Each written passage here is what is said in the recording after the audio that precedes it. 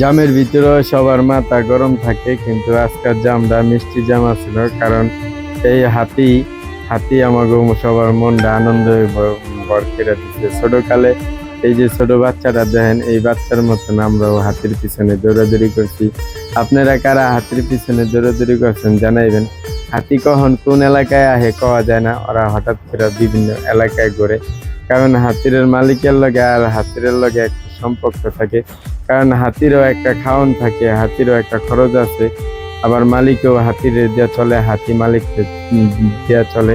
কত সুন্দর শব্দ যে করলো ওয়াও ওয়াও কইরা, আপনারা প্রথম সিনটা দেখলে বুঝতে পারবেন। যাক, জামটার ভিতরে খুব মজা পাইলাম। ছোটবেলা অগমত অনেক ঘুরছি, কিন্তু আমি ভয়ে সামনে যাইতাম না, আমি দূরের থেকে দেখতাম জানলা দিয়ে অথবা কোনো কিছুর উপরে উঠা।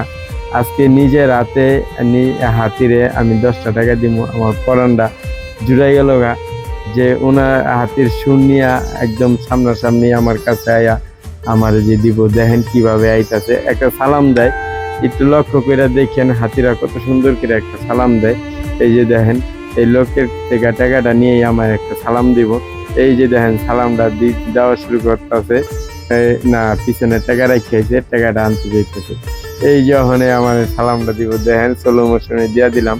সালামটা আমার খুবই ভালো লাগছে, খুবই ভালো লাগছে। আপনার কাছে কেমন লাগছে একটু জানাইবেন। আমি নিজের হাতে 10টা টাকা দিয়ে আমি নিজের অনেক আনন্দিত মনে করলাম। মাশাল্লাহ, দেখছেন হাতির লগে মানুষটার কত বড় সম্পর্ক, এত বড় হাতির ভিতরে। আহেন আমরা সবাই সবার লগে সম্পর্ক ঘনিষ্ঠ করি।